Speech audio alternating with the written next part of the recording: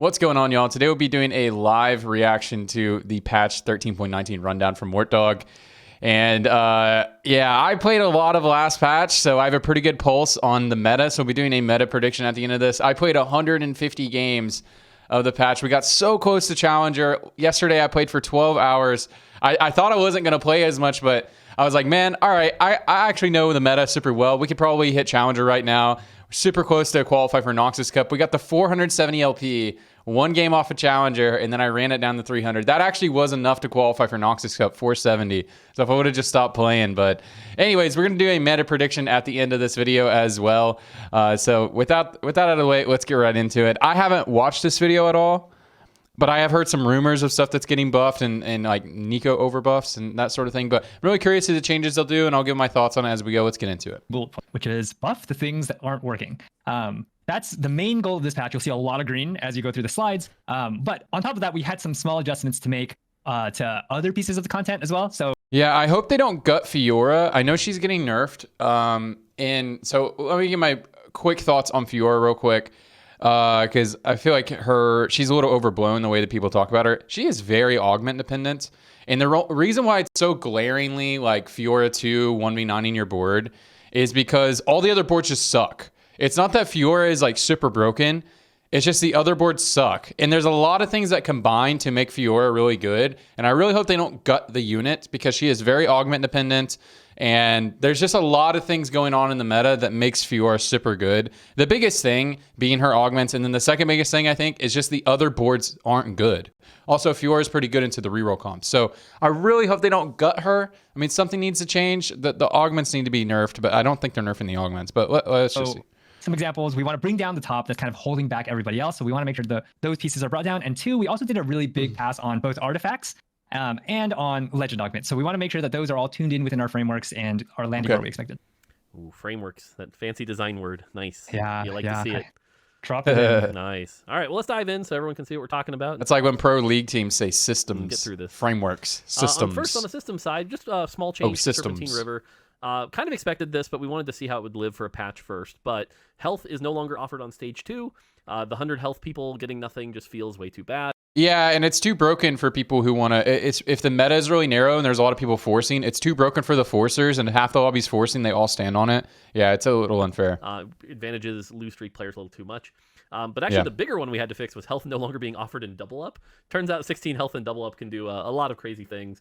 So these are gone. You can still get health in stage 4, but at least now everyone would benefit there. So yeah, unless you're the rare 100 win streaker, I'm still up for those weird social games of let's screw over that 100 entry player. But really rare scenario, and yeah, most of the time this will feel good. I feel like if you're on a 13 win streak, oh no, I don't get 8 health. Like, get over it. Get over it. Yeah, I'm with more here. Like, I don't care about losing out on the 8 HP. I just if the meta is bad, which it very rarely, or not very rarely, very commonly is, very narrow meta, then yeah, it just benefits the people who are degening way too hard. All right, on the traits, there's a lot here. I'm going to do like 2 or 3, and then we can dive in. So first up, Bastion has kind of become the weaker front line on the 4+. A lot of people. Guys, I think Aphelios is going to be good next patch anyways. I think he's actually playable right now. It's just the rerolls are just way too good, and he actually doesn't have a very good matchup into Fiora. So unless you can get a super tank online, like a Taric 3 or a Giga Shin. But these buffs are really nice right here. Yeah, definitely Bastion Aphelios is going to be a build. I mean, we're going to have to see what else is going to be changing here, but I already think Bastion Aphelios is playable, but the tempo of the game is too quick in order to get Aphelios online. Like, you have to have a 2-star 4 cost and 4-1 because everyone has 3-star 1 cost. Brawler, a lot of people running Juggernaut, but Bastion 4, 6, and 8 get a bit of a buff. Bilgewater, we're kind of unswinging a little bit here. Obviously 4 is what's most important. The standard Aphelios build is 4 Bastion. We launched way too strong. We did that quick B patch. Now it's a tiny bit weak, so it's getting a small buff here. These numbers are minor.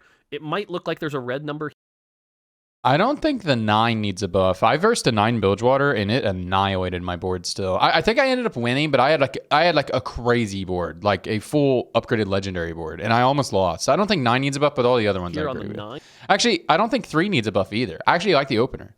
The problem with the opener is the opener doesn't lead to any meta comps naturally. Like, Bilgewater naturally leads into like Vanquishers or strategist, but there's just a much better way to get the strategist than playing around this. So that's why I don't think it's performing super well, because people just don't even like taking the opener. I actually think the opener is good. I don't think the 3 needs a buff. I think all the other spots needs a buff. I don't think the 3 or the 9 needs a buff. I think it's just the line is more playable, like going into those other comps, then I think it'll be better. And I think that stuff is going to be better this patch. So I don't think the 3 needs a buff. But with that flat number going up so much, guys, yeah. So if you aren't playing the opener, if you get offered Bilgewater opener, upgraded Oawi, upgraded Graves, then yeah, should definitely actually play still it. be pretty good. TF we want to backline. make sure 9 Bilgewater is good. And then Demacia is very similar. Demacia 5 and 7 kind of underperforming a bit. So those are gaining some armor and MR.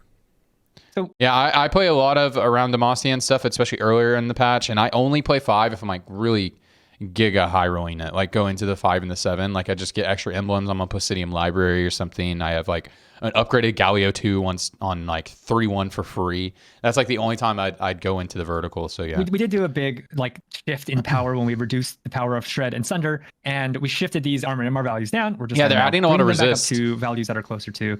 We landed them a bit under. With Bilgewater, this is just we didn't want to swing too hard. We know what the world of strong Bilgewater looks like, so we're being careful here. But the trait does need a little bit more power. Just some quick thoughts on, if they dog working outside, if these traits end up being meta, like Bastion and Demacia and stuff, if that ends up being meta and people actually play around it a lot more, then I think people will be slamming items like Spark and Evan Shroud earlier in the game now. So right now, people, like in high elo, people talk about this a lot.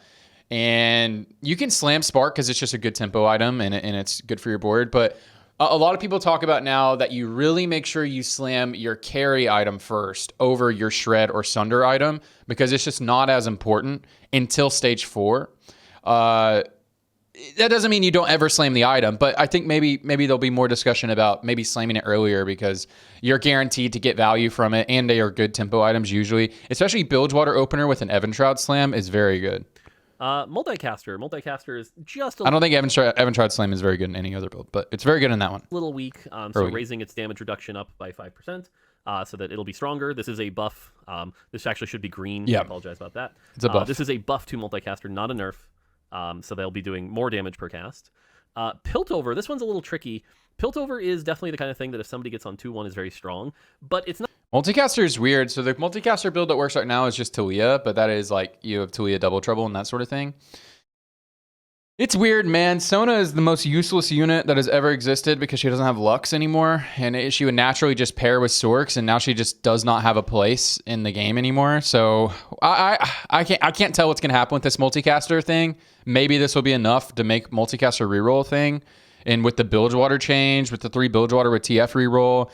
I think it's just going to be Talia TF reroll still, though. It's not just Piltover. It's also the fact that Jinx and Jace are very strong and Gunners are very strong. So we wanted to be careful here, but we did want to kind of address both. And so what you're going to see is that the value of the cash outs has gone down a bit.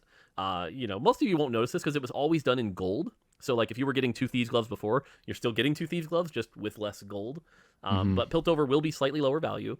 But to compensate, Piltover 6 has actually gone up. It is one of our prismatic traits, and so you are going to get more rewards from 6 Piltover. Any thoughts on that? I versed a 6 Piltover player last night. He had 6 Piltover on like 3-5 or something like that. He went 8. Those? Yeah, so this is part of the package nerf for Piltover because we know it's overperforming, but as Moore mentioned, we're taking just a little bit God bless the Piltover out of nerf, this honestly. value here. You'll still feel a lot of the excitement because we kept the power and all that excitement stuff. But you'll see later in the patch the other portions that we've hit that should also significantly reduce the power of Piltover. Yep. Rogue, this one's interesting because it is listed as a nerf, as we do believe it is a nerf. But what's going to happen is I think this is a nerf because they get really low. You can get them very low, and then they come to your backline, and then when your backline are re-aggros to them, if you killed the tank, then you can actually kill them quickly. A lot of times my affiliates just set their 1v1ing an Echo, and it's like the fight is so close, and then the Echo kills me. And so now my affiliates will kill the Echo because he'll be lower once he's on top of him. Instead of going to teleport back at half health, they'll basically need to be about a third of their health before they'll go back. And the logic here is when they finally start getting onto the backline, they'll be pretty fragile. So if you get on them, you'll be able to take. It's really ups the value of Ice Ishtal. Ice is one of the best for rogues already. When does the Ice Ishtal trigger? Is that 35%? That'll be weird if it's at 35%. If it's lower, I think it's lower than that. Because the Ice Ishtal is very good, and it probably raises the value of Ice Ishtal. That's probably more of the indicator to play Rogue now. Then take them down. We'll see though. There are definitely, I could see weird arguments where like, no, this might actually be a buff. We'll wait and see. But I will tell you the intention here is it is meant to be a nerf. So let us know how that plays out. Sharima underperforming just a little bit here, and also to compensate for later, you're going to see like a Nasus nerf. Yeah, the vertical is not very good. Nasus probably needs a nerf. He's extremely strong. A lot of these changes they're making so far, I know we're only in the first slide, but it's making me think that they're making a slower meta. They're raising Bastion. Bilgewater damage comes out a little slow, except for at the big vertical. They're raising Demacia. That damage comes out slow. They're raising Sharima. That damage comes out slow, Who's kind of the linchpin of late game success, Sharima. So I'll be a Vlad patch, guys. Enough that you want to play it. So Sharima gets buffed at 4, 6, and 9. And then Vanquisher gets a small buff here, very small. I think Vanquisher has been one of the hard to play traits. No one plays 6. These are probably fine. No one plays 6. But this is also one of those cases where we don't want to swing hard on the trait and Xayah and Darius and whatever. So the trait itself is just getting very light touches here. The goal here is that for Vanquisher, I don't know if the bonus crit damage needs any help, but I find that for Xayah one-shots whoever she hits if already. You're running that, the item should be about as good as an Infinity Edge on somebody.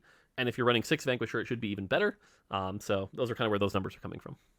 Yeah, with Rogue, one of the things that this is we're aiming to address here is the double trouble Rogue, where you just have so many Rogues on your board and almost no other real frontline. And so when the Rogue jumps to the backline, it's really easy for your backliner to hit another Rogue, drop target, and switch over to that Rogue that's really close and just finish them off. And so this should make that interaction a little bit, or the double trouble Rogue comp should make it a little bit weaker, make it a little bit easier to deal with. But yeah, as Mark mentioned, this obviously will come with some risks of it, working out in the Rogue's favor in some ways if they dash back there and then cast instead of cast and then dash back there. But we're hopeful this addresses most of the most frustrating cases. I think overall it's better for the backliner player, but yeah, as Ken said, like sometimes it won't work out exactly how I said, but I think it is better for the person being dove of playing against Rogue. Vanquisher, as Mark mentioned, pretty light, but on 6 at 6 Vanquisher, it's a little bit bigger of a buff, mostly that like all of your Vanquishers, if you get here, can now guarantee crit because they'll be at 100% crit. So it's a bigger buff, but not that huge buff to Vanquisher 6, makes it the trait way more exciting as well. Yep. And then Ishtal, a couple adjustments here, some bug fixes, stuff like that. Electric gets a kind of a rework here, which is pretty interesting. We'll have to see how this one plays out. But instead of the 4-piece Electric being now you can stun every 6 seconds, instead it's now any champion that got stunned you'll be able to deal 25% bonus damage to them. So let us know how this plays out. Should be interesting. Fire is just... Wait, let me read that again. Empowered champions deal... So it's just the empowered champion. Okay. So it's kind of like a Deathfire Grass. Getting a buff. These numbers look really big, but note the duration also went up. So basically, for example... Dude, fire is so bad. Have you ever looked at the damage calculation at any of the fight and you'll see like no damage was dealt? Yeah, this needs a buff for sure. 2 Ishtal here, it's still 20% per second. You're just getting 2 more extra seconds of burn. People told me fire karma is good, but I think maybe they're just bad at the game. But maybe it'll be good now. And so it is a buff. And then, moving up. So just meant to basically set them on fire and be a little more thematic, which is kind of cool. Ice, we fixed the bug, Leduc. Thank you, as always. You continue to find some bugs, but basically I seen that Leduc video. It wasn't tagged properly, or the trait wasn't tagged properly as the damage type, so it was critting in ways that it wasn't supposed to, so that's been fixed. But we did compensate buff it a little bit. Jeweled Gauntlet Rek'Sai made it thing, small buff, deal like 10k damage. 4 Ishtal should be a big payoff. We want to make sure that's true. And then same with Wood 4, actually. Wood 4 was the same thing where it just took too long to ramp up. Even like a Wood 4 Chogath wasn't actually that good. So we want to try to buff that up a bit here. So it'll tick more often, a little less per tick, but more total AD and AP over time. Mm-hmm. Cool. Yeah, the one thing I want to touch on here is that Ishtal 4, you'll see there's a good amount of buffs coming around here on this slide, but we also know that the Ishtal units themselves are a Guys, I know it's called Ishtal, but I'm never going to say that. I will always say Ixtal. little bit weak, and so we have more to address the actual units within Ishtal to make them worth playing, both giving more trade power and giving more unit power. Yep. All right. On the champion side, Chogath, we did it. Monkey Paw curled. Chogath was meta. He's kind of a beast. Finally. He's kind of a beast. A Radiant Dragonclaw Chogath with Bramble and Redemption. I think it's a good place to nerf him. I don't think he needed another mana nerf. They nerfed his mana last patch. I like this. I like this nerf. This is good. Kind of doing 9,000 damage and being unkillable is a little much.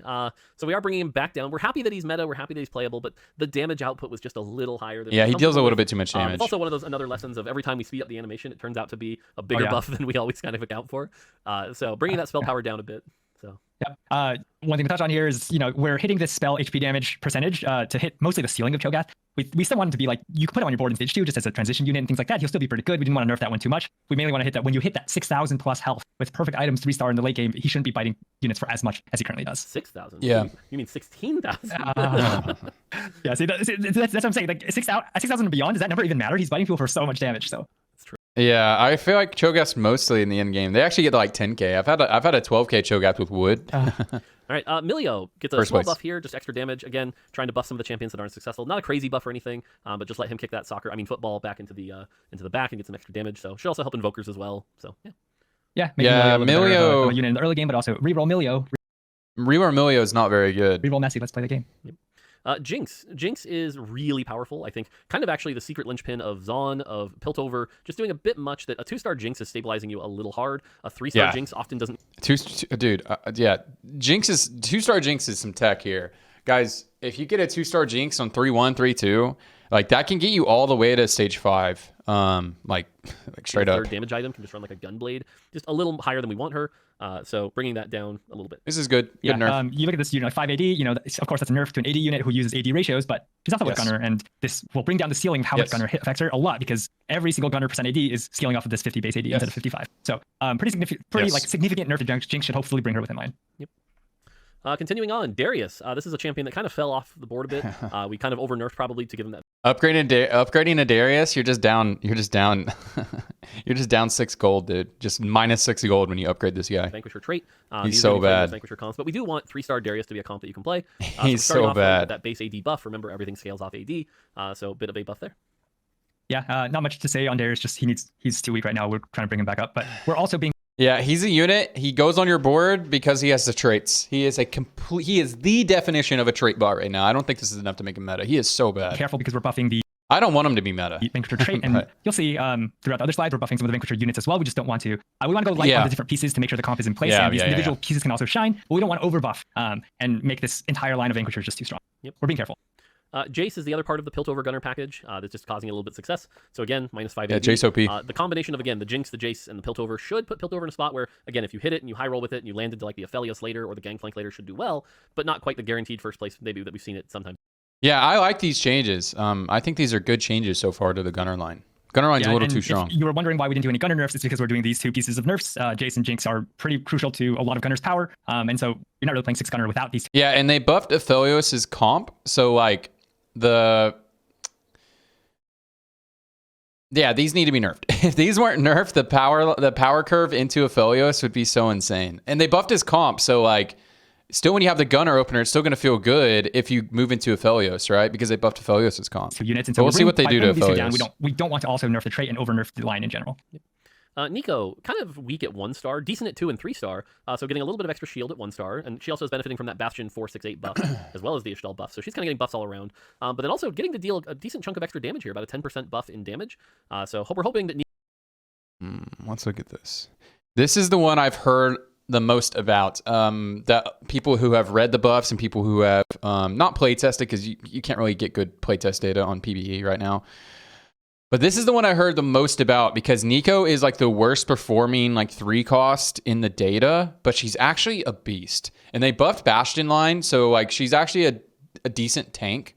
But like when people try to play carry Nico with like wood or stone, just people aren't itemizing her like leaning damage enough. Like you go like Crown God Spark +1.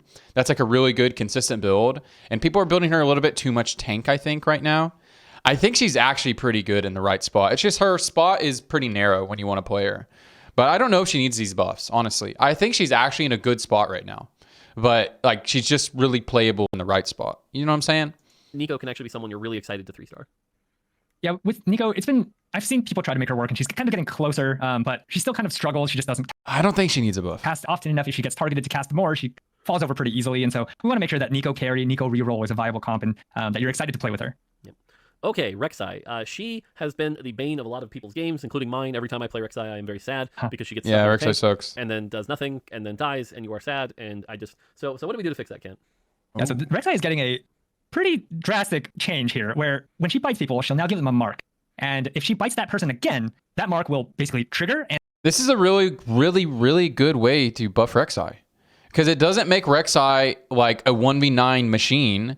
It just makes Rek'Sai able to kill the tank eventually. That's really good. This is really smart. Bonus true damage equal to a little bit more than her base AD.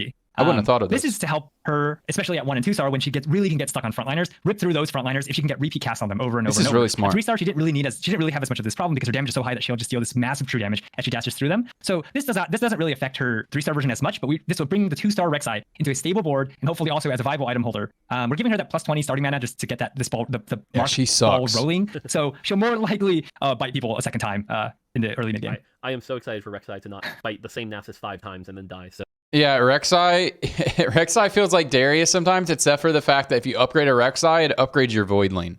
So it's not -6. So I can't wait for this. Yeah. It's so frustrating when you bite them and then they like heal back up and then you like above the threshold. And but now, with this true damage, it's very much easier for Rek'Sai to bring those people down below the threshold so that her next one just goes through that and she can fight. Maybe this will end up being crazy, but I think this is a great change. And if the numbers are incorrect, they just need to tone the numbers down. Like if Rek'Sai ends up being crazy and just shitting on your tank, that would suck.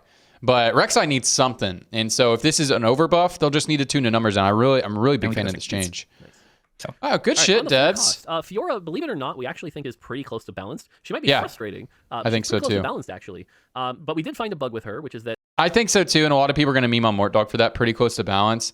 Like my opinion on this is like just all the other 4-costs are just so bad. Like all the other 4-cost boards are just so bad, and her board does really well into the 1-cost rerolls. And you only play this comp when you have Best in Slot Augments, which you're guaranteed to get when you play Master Yi. So like that, there's a lot of things that combine to make Fiora feel very oppressive. And I don't think she actually needs to be nerfed that hard. So it's getting a small nerf here. I'm fine with this. This is a fine small nerf. That if she would cast her spell on somebody with a shield, she wouldn't properly Omnivamp off of them. So we fixed that bug. To compensate for that, we did lower the spell damage a tiny bit here. That's especially helpful if... Okay, so that's why my Bastion of Philios comp has actually been able to deal with her. Because in theory, I feel like I shouldn't be able to deal with her that much. She deals true damage. I feel like once she kills my main tank, I should be able to handle her. But I have felt when I get the Bastion of Philios comp online, I was actually killing Fioras more often than if I play any other comp. Okay, that's why. So now this makes a lot of sense. Okay. It's especially a good change because I think Bastions will be meta next patch. Won't get to do quite as much damage. But again, overall, this should basically be power neutral. So if you were expecting a big Fiora nerf or something, not this patch. Yeah, one of the things to call out on the bug fix is that the vamp is only her base vamp. So the vamp that comes with her spell, everything else, every other vamp on her, if you built BT, if you built Hand of Justice, those are vamping properly. Just that part of her that was baked into her spell.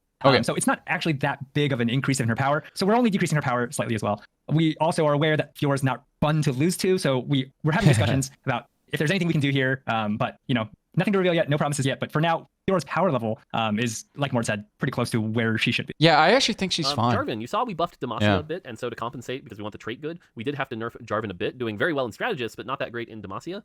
So the stun is going to go down 0.25 seconds at 1 and 2 star. Sorry if you've ever lost to a Jarvan 3 with that 8-second stun. You're still going to lose to a Jarvan 3 with an 8-second stun. Jarvan and Nasus are the best tanks but right a now. little less of a stun here, and we've seen 0.25 seconds on stuns make a pretty big difference in fights. So small nerf to Jarvan here.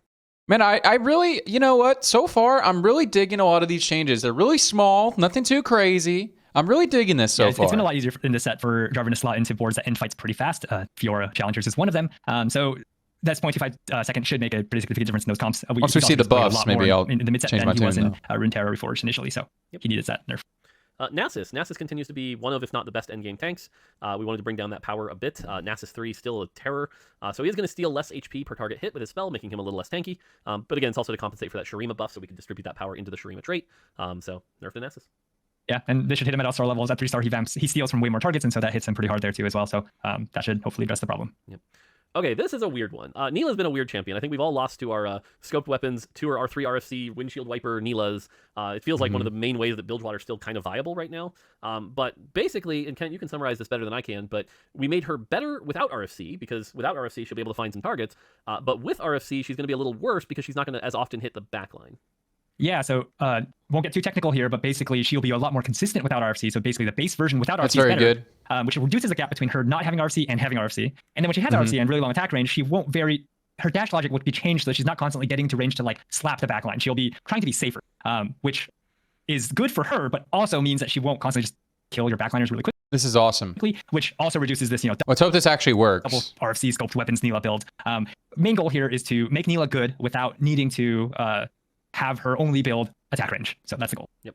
I think you should keep us accountable if after this patch, if 7 Bilgewater Neela with 2 RFCs is still the meta, like we've definitely messed up. But our goal here is that Neela should not always be wanting 2 or 3 RFCs. There should be good item builds where maybe she wants 1. Yeah, RFC is still going to be BIS because it's just so good on her. But yeah, I'm with you more. Then you actually consider building things like damage items. I don't think 2 RFCs is even the BIS right now anyways. I think Scope Weapons 1 RFC is.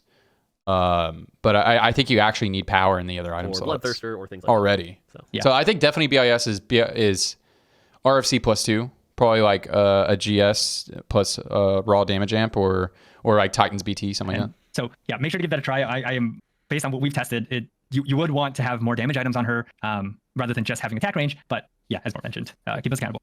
Man, I just want a 4-cost flex meta, man. Can we please get that? Can we please get a 4-cost flex meta? Can I please build Titans BT? And on my roll down, I can go, all right, I'm willing to play Nyla, Fiora, hell, I'll even put these items on Nasus. Man, I really hope we get a meta like that, please. Silco, kind of doing a lot of damage, which is cool. He's Silco, he should do a lot of damage. But especially in Sorcerer comps, just a bit much. So very small nerf here to 1 and 2 star. So he takes a little longer to melt those front lanes.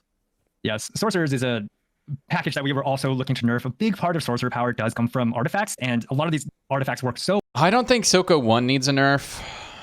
Silco 2 is fine to nerf. I don't know about the comps, 1 star. Both, frontline, backline, especially the backline ones. And so we're taking a little bit of power away from Silco. Maybe this is a good catch because they're buffing the Bastion build and he is the secondary carry in that build. But so as mentioned in the beginning, we also did an artifact pass, and that should also help with the Sorcerer power, power level. All right, Xayah, actually probably not as big a buff as a lot of you are expecting. We're lowering the mana by 15, which with her Ionia bonus is usually about 1 auto, so nothing too crazy here. And that's actually it, other than 3-star. 3-star is going to get buffed to do more damage because Xayah 3 was kind of weak. Yeah, I think Xayah is actually pretty decent. It's just the problem is, again, just the 1-cost rerolls. It makes it so hard to read the meta. I think a lot of people will see Xayah and be like, she's useless. But also, if you've been playing a lot of the game, you should have seen when people actually get the Xayah build online, it's actually good. But the problem is, it's just so hard to get online. The same thing with Aphelios. When you get the Aphelios board online, you have like healing orbs, you got Targon, you got your guys, you got your upgraded Silco, everything's going. It's pretty good. It's just so hard to get to it because these 1-cost rerollers spike their board on 4-1, and the Fiora board spikes on 4-1 as well. And if you don't spike on 4-1, GG. So yeah, I think this is fine. But this is not a big Xayah buff for I think a lot of you are expecting. We were starting to see her kind of pop into the meta a little bit here and there, and then like we said with the Vanquish, because people got bored and they just wanted to play something different, so they actually started playing the Xayah board, and it is actually good. It's just so hard to get online. The tempo of the game is just so out of control because these, oh my god, these 1-costs, man. We didn't want to overkill it, but Xayah does get a bit of a buff, but again, nothing crazy here. Yeah, we do have discussions with challenger players. We do look at their profiles, what people are playing, and things like that. And Xayah and Vanquishers have had moderate success. We're being careful here again. We're buffing the trait, we're buffing a bunch of the units, build. And we're buffing Xayah. So want to make sure that we don't overbuff. People, have seen success with Xayah. We just want to nudge her so that she's as good as the other 4-costs without.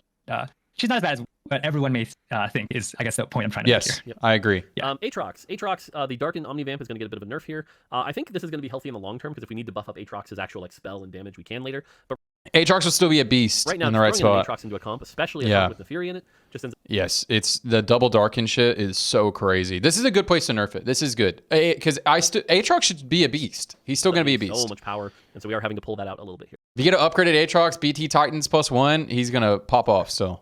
Yeah, well, we didn't want to hit Darken 2 specifically because that also hits Nefiri's power. And if you happen to have Aatrox on your board, we want you to consider maybe you want a Nefiri for that Darken 2 to buff up, your Darken trait, things like that. But Aatrox himself, his Darken is just so valuable on so many units with the health and the Omnivamp, especially next to like a Fiora, for example, or a Samira. Yeah. So we're bringing down this. Yeah, that's a big part of what makes the Fiora build OP as well. Darken Omnivamp by pretty significant double amount. Darken. This also hits the unit himself a bit too because an Aatrox 2 3 items is a beast. So this should all help the overall Darken 2 plus Aatrox pack.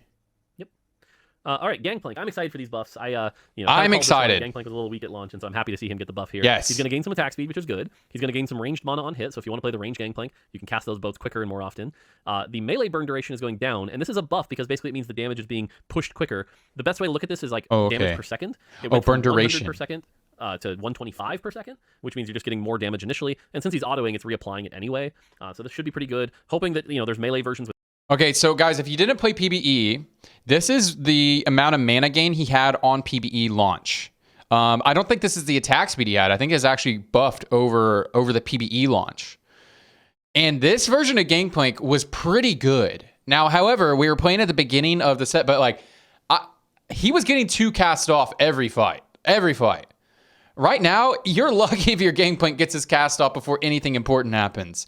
So actually putting a Sojin, dude, last night I played a game, I put Sojin, Protector's Vow, and he still couldn't get 2 cast off in the fight. He couldn't get his cast off before the Jarvan, no items, would get his cast off. So guys, look out for Gangplank. Gangplank's actually going to be that guy you splash into your board now. He's going to be like Senna was from last set. I really think this. I really, like, on PBE, this felt really good. A backline Gangplank next to your carry. I think about him the same way you thought about Senna last set. If you hit him, strongly consider putting him on your board. That's my prediction. We'll see. On PBE, he felt very strong at this spot. So I'm excited about this. Hoping there's ranged AP versions that are good. I still think you might need more after this, but again, this should make Gangplank up to the level of some of the other 5 costs. Why are they buffing Ishtal Rise? Yeah, we're hoping you can build this AD version and finally achieve this, burning people to death fantasy with this increased attack speed and this increased melee burn damage. But yeah, overall, pretty large buffs here. Dude, oh no, they should not buff Ishtal Rise and Bastion at the same time. In like, obviously this doesn't affect every game, but Ishtal is an extremely popular portal to stand on, any of them. Except for the one that the Cardinal Order or that stupid ass one. I have no idea why anybody would ever stand on that. Cardinal Arcology, yeah, dude, they should not buff this. Should be pretty good next match. And then Ishtal Rise. Ishtal Rise was a little. Dude, if I get dropped a Rise and I have a Bastion build, I'm like, oh baby. I toss a mana item on him, put him on second row. I toss a Protector's Vow on him, then he casts right at the beginning of the fight. Overpowered until people realized the buff worked on himself. Then he was wildly overpowered, so we fixed that. Now he's a little underpowered again. So buffing the 2-star version to have an extra 0.5 second stun, so he does have a lot of utility. And then buffing the spell armor and MR contribution. I think at least like this isn't all the time, but this shit is going to be so OP in the right spot. Things like Bastion getting buffed as well. There could be some really cool versions of this that pop up. Keep an eye on them, but some buffs. Some really cool versions, he says. Bastion, Ishtal Rise every game.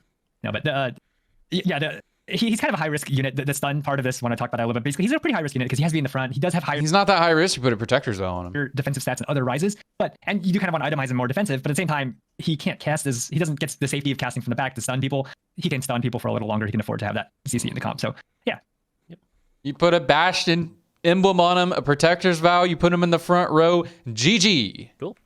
Okay, items. Mid-set, we shipped a bunch of new items, which is cool, but we got to rebalance them. And so there's going to be a big focus here on artifact rebalance, as Kent mentioned. Yeah, Adaptive Helm is outperforming Sojin on Kaisa. Earlier, some support rebalance and a few of the new items. It needs to be taken down. I'm going to run through all of these, and then we can talk It's a good change right here. Sounds good. Actually, let's do it in sections here. So let's do the main and Radiant items first here. So Adaptive Helm, a little too good for how flexible it was compared to Shojin. By lowering the bonus AP, this puts it about equal to Shojin now, which is where we really want it. And again, it has that flexibility that you can use it as a frontline item as well. So Adaptive Helm just loses 5 AP. Crown Guard gets 100 extra health. It's meant to be a front. Dude, Crown Guard? I don't think Crown Guard needs a buff. Crown Guard is the best item on Bastions. Oh my god. It's so good on Bastion, so good on Jhin. Like, it's such a good early slam. Like, it's such a really great early slam. Like, a really good way to get rid of a rod and a chain. And if you don't end up building a Sunfire or whatever.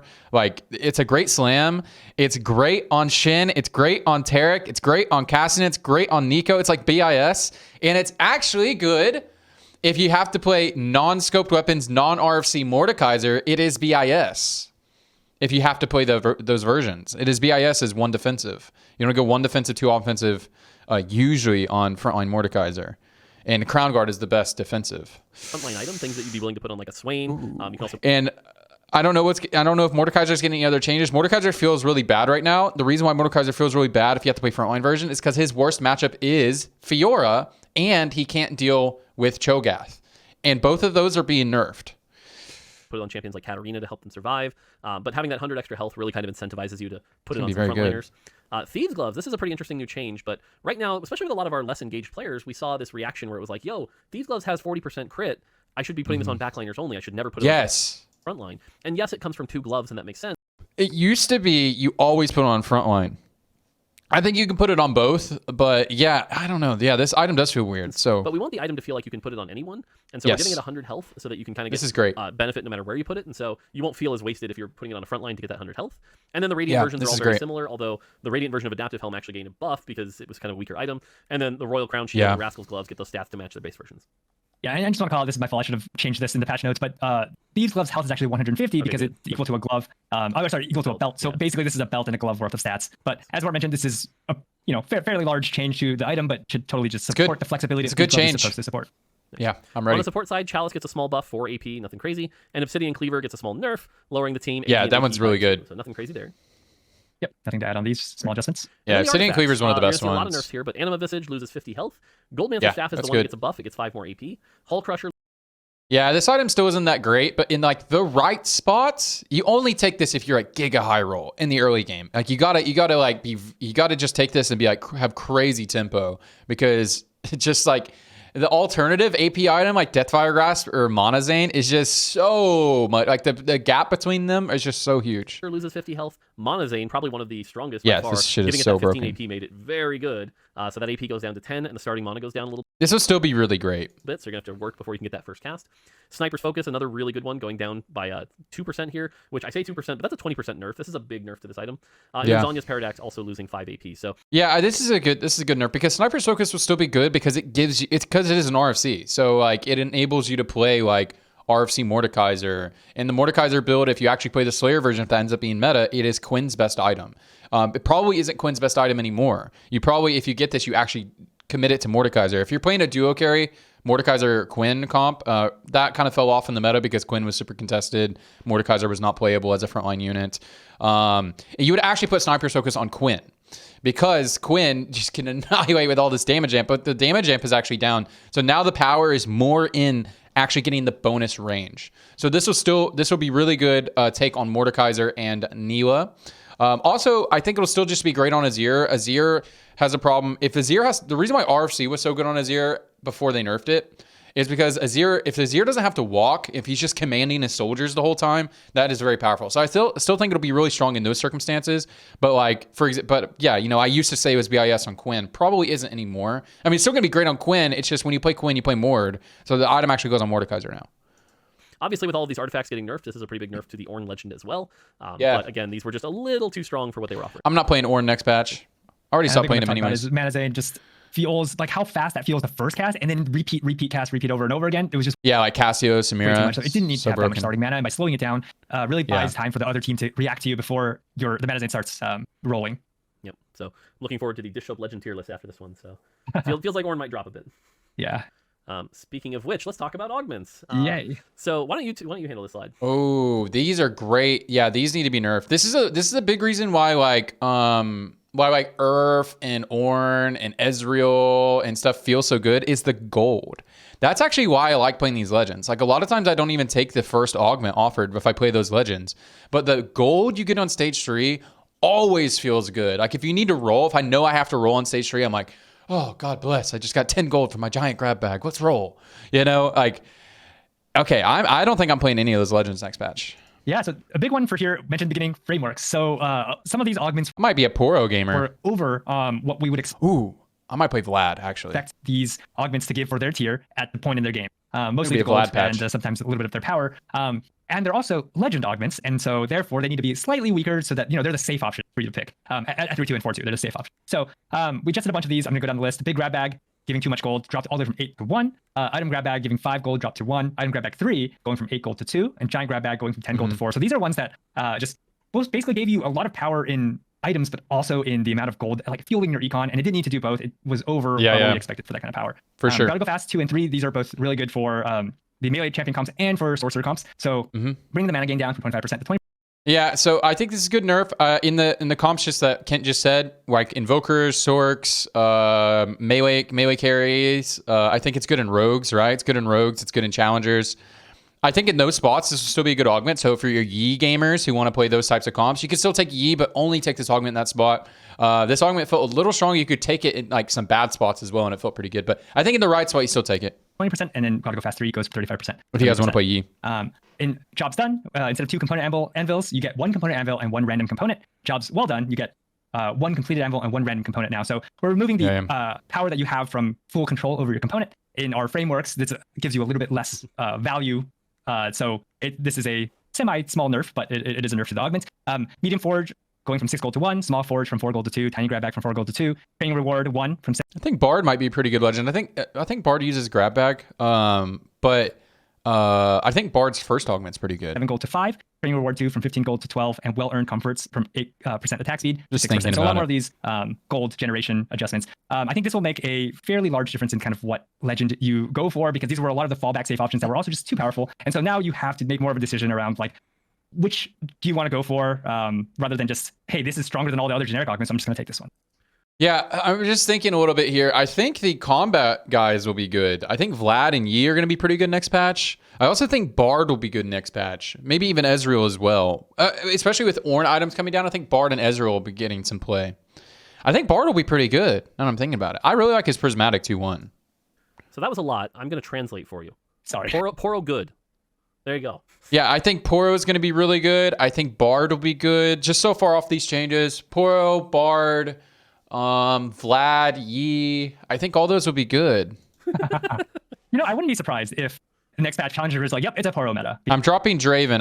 Draven was what I was climbing with. I'm dropping Draven. I was playing Draven because people were rerolling 1 cost. But if people aren't doing that, people are actually trying to play 4 costs, and we'll see. But, there weren't any nerfs to 1 cost. Because, hey, Were there? unless you're going for something very specific, see. maybe, or something kind of specific, Poro doing will some just small be strong changes, because generic so. augments will be stronger than these augments. Yeah, we'll have to see. I climbed with Caitlyn, so we'll have to see. But I think this will definitely shake up the legend meta a bit. I can't climb with Caitlyn, man. I can't do it. There is one People in last China are climbing with Caitlyn right now. one here to talk about, which is teaming up. Why don't you just take that augment, and then I'll go from there. Yeah, teaming up is getting a pretty minor rework, but kind of changing up the way you think about this augment. So the first, teaming up 1, you gain 1 random component and 2 random tier 3 units. Teaming up 2, you gain 1 random support item and 1 random tier 4 unit. And teaming up 3, you gain 1 support anvil, 1 random component, and 2 random tier 4. So teaming up 3 is kind of really exciting because now you get tier 4 units on stage 4 too. Who knows what you'll hit? But it's kind of this like fantasy of you're building a team together, and it kind of fits in with, especially with Bard, because it's giving you units to play around with and the items for the units. So should be exciting. I'm excited for this. Yep. And by the way, this officially gives teaming up the crown for most reworked legend augment. Congratulations. I don't think anyone else will beat it at this point. So teaming up, congratulations. We're proud of you. Go back to giving 3 Zeeks. Yeah, or 2 Zeeks. All right, Endless Hordes. So Endless Hordes is getting buffed. We like this augment. It's a very fun, unique augment.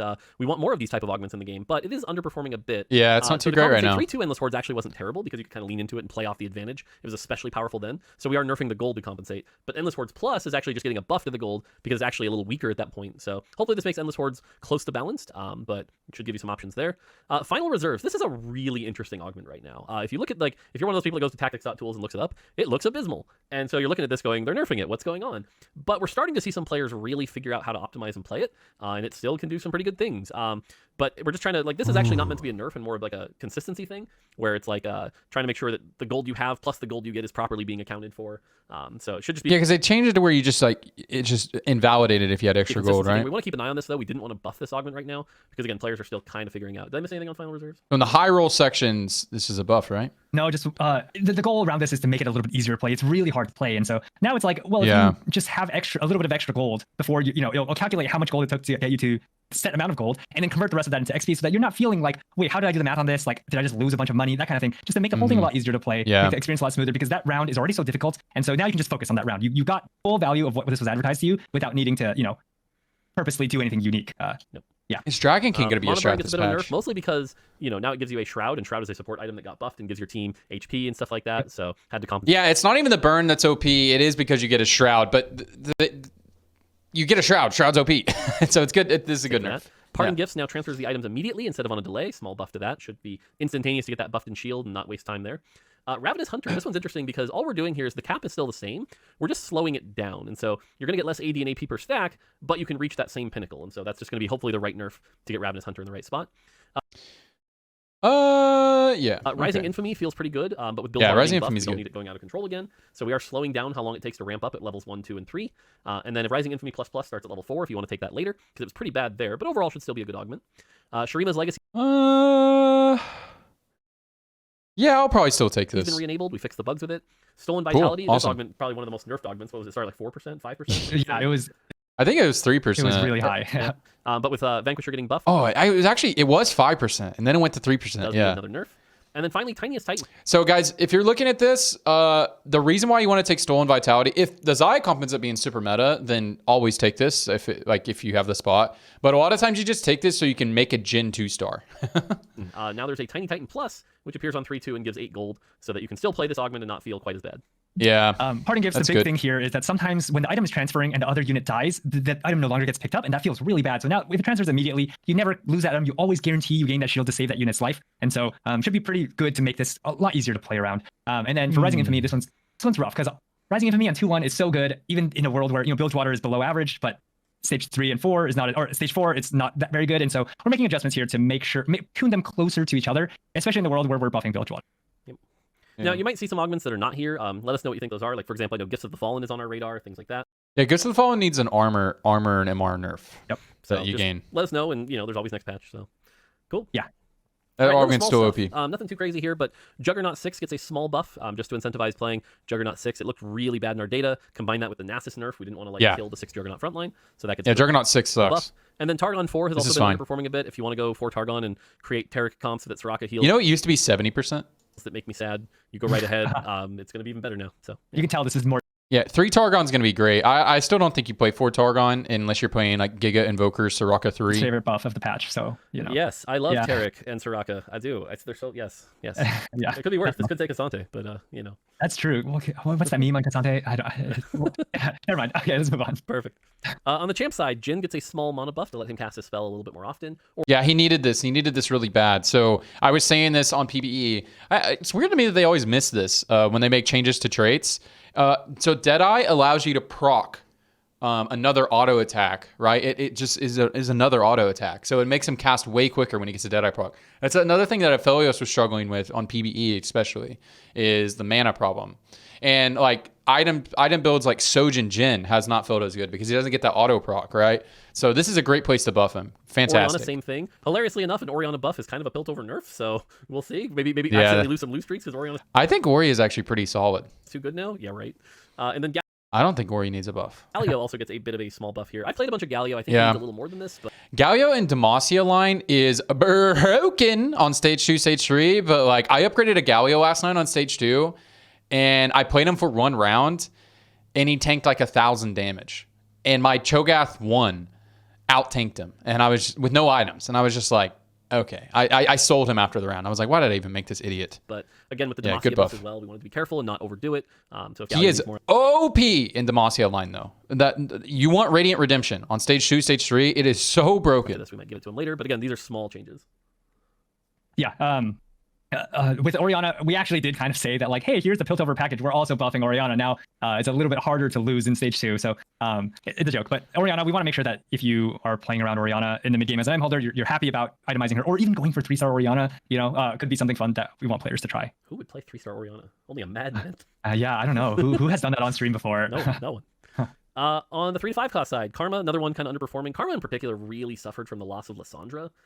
She kind of lost someone who could like lock down the really strong duelists like the Fioras and the Mordekaisers, and just hasn't been able to pump out the damage because of that. So Karma's going to get a bit of a buff here. Some extra AP bonus for Ionia if you want to go 6 Ionia Karma, maybe. Vel'Koz, this is more compensation for the multicaster buff, and sorcerers were already doing good. This is also like Vel'Koz is really good. Yeah, I'm fine with his nerf. I'll show you guys. The smallest nerf I've ever seen, -5. So this is a very he's very good. And then Rise Demacia 3 was underperforming, which is weird to say about a 3-star 5 cost, but now it actually does some damage as well. And then Shadow Isles Rise 3 was never actually healing the extra health that we wanted it to, so buff to Shadow Isles Rise 3. Yeah, I guess one thing to add here, just this Ionia Karma bonus. I know it looks like 5 AP, but when she has a Spirit, if you have 6 Ionia, things like that, this gets multiplied to a very much higher number. Oh, okay. Invokers in the right spot is going to feel pretty good now. When you have like Loving Invocation, Invoker +1, Combat Caster. Like right now, even with all those conditions met, like Giga Hyrule Abyss, it still does not feel that good. Like occasionally you can pop off and win, but like this is a good buff. Should help Karma a bit. It doesn't help her power curve, her mid-game power curve, because you usually don't even have Ionia in. Maybe this changes your build to where you prioritize 4 Invoker and then make sure you have your Ionia bonus on stage 4. We'll see. Still going to need a secondary carry to help her bring things down, but that is also Karma's pattern. And so, yeah. So you're saying this is all ploy to make 9 Ionia great? Pieces of 9 Ionia are getting buffed, and so 9 Ionia becomes a lot stronger. Yeah, Ionia +1 or Ionia Emblem is just going to be, or Vanquisher Emblem. A lot of people are playing Vanquisher Karma. She item holds it for Ari. That's going to feel pretty good. The vertical Ionia build, I didn't consider that. That's going to feel good.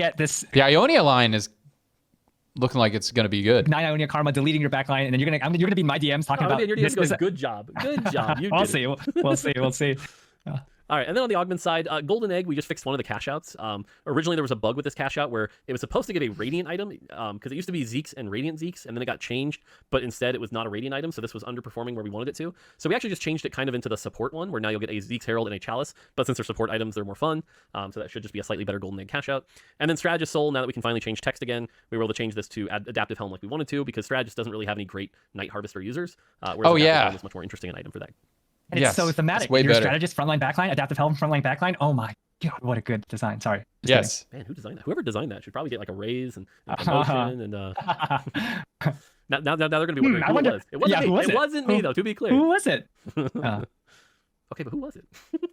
who made this decision? Yeah.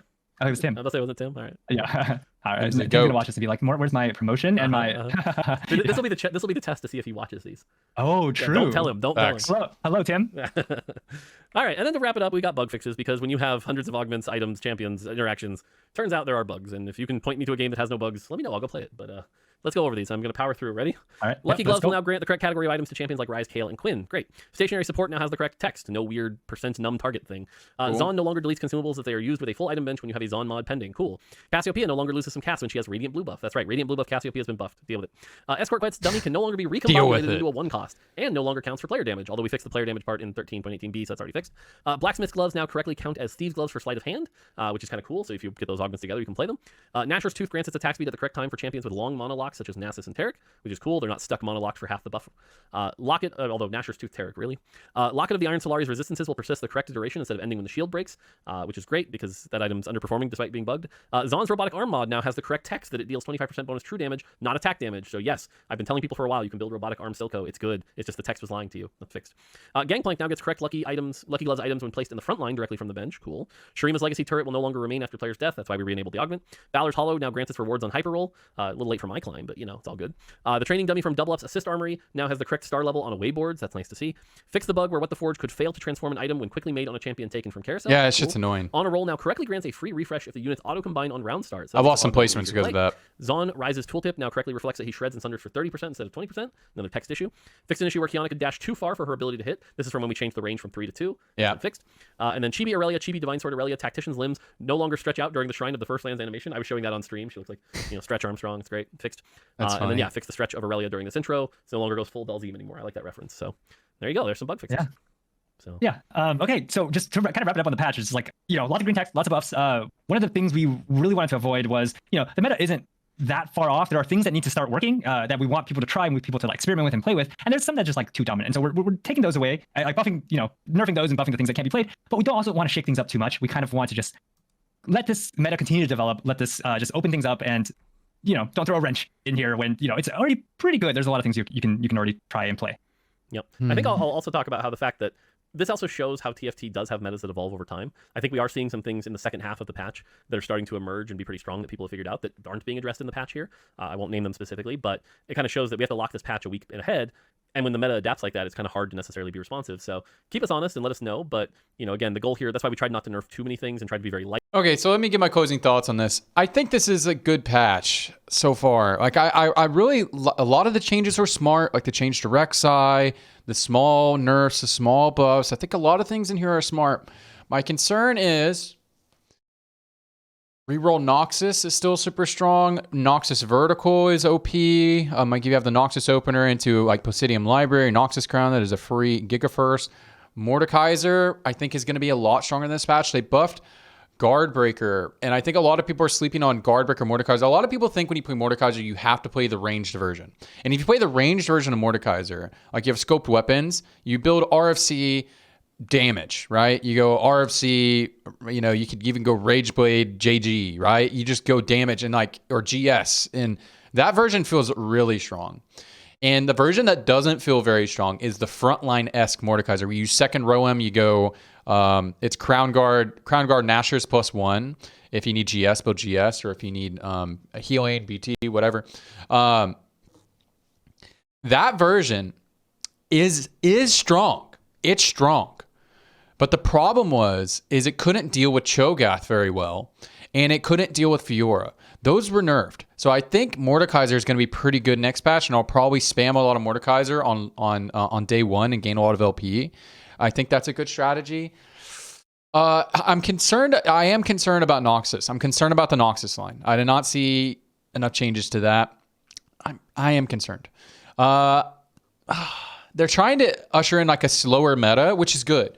So one problem I really have with the game right now is the speed of the game feels way too fast. And that is because of 1-cost rerolls. Now, people aren't going to be playing Chogath and 2-cost rerolls. People aren't going to be playing Jinx as much. I think that actually really, really, really helps the game. And so if those are enough changes to slow down the pace of the game to where we can actually have a 4-cost meta, then I think these are amazing changes. However, if these are not enough to slow down the pace of the game, then this is going to be another annoying patch, I think. Another annoying patch where like if you don't hit another patch where it feels like if you don't hit on 4-1 or 4-2, like the game is giga doomed. We'll see. I think a lot of positive changes went in here. I'm just concerned about the Noxus line. I'm concerned about the pace of the lobby. But if those Jinx changes and the Chogath changes are enough to dial down the pace of the lobby, as well as people are going to be trying to play Aphelios, people are going to be trying to play Xayah, then I think this can be a really awesome patch. I'm excited. I'm excited to play the patch. I think you guys should really look out for the Noxus line. Really look out for Mordekaiser, the frontline Mordekaiser build. Obviously, still play the backline Mordekaiser build when you have the angle. Like I'm not saying that build's not good. I think people are going to be trying to play Azir. I think Azir will be good. If we do actually get into a slower meta, like Azir and Aphelios are good, then look out for legends like Vlad. Look out for legends like Master Yi. Look out for Bard, maybe even Ezreal. And another thing that slows down the pace of the lobby is that gold generation off of that second augment that's offered with like Bard, Ezreal, Ornn, like some of the really popular legends is good. That should slow down the pace. So I'm really hoping for a slower pace in 4-cost flex can be meta. So I think the things you guys should be looking to play on day one is the legends I just said. Maybe I don't think Draven's going to be as good in this patch. I was recommending Draven last patch if you guys wanted to farm people in the early game. I don't think he'll be as good. But yeah, I think it's like Vlad, Master Yi will be good. Ezreal, Bard. Maybe I'm missing one. Poro, of course. Poro is going to be great. There'll be some 2-cost rerolls, like the boss will still be good. I think Talia reroll will be good. I think Sorks will still be good. If we go into a slower meta, then like things like Sorks have like kind of like a burst comp, but also the four variations come out a little bit. So if we end up being in a slower meta, things like Aphelios, Azir, stuff like that. Be looking out for the 4-cost, guys. Looking out for the 4-cost and a couple of those 2-cost rerolls that I talked about. And really look at, if you have the Noxus angle, then definitely take the Noxus angle. Anyways, guys, that's it. I'm excited to play this patch. I won't linger on anymore. I don't want this video to be over an hour. I'm excited to play the patch, and we're just gonna have to see with this one. Oh, look out for Nico reroll when you have like wood or stone, and you have like a Nico dropped at the beginning of the game. Look out for that. Lean more towards damage. Try that out. Don't build like super tank. She's fine at super tank, but lean more towards like Crown Guard, Spark +1. Lean more towards that, and maybe you'll have some success. Nico, that's what some people have been able to play her. Have been having some success, but I don't think Nico is going to be too OP because Nico is like, it's really situational when you can play her. So anyways, I'm excited to play the patch. We'll see it. Catch you guys on the next one.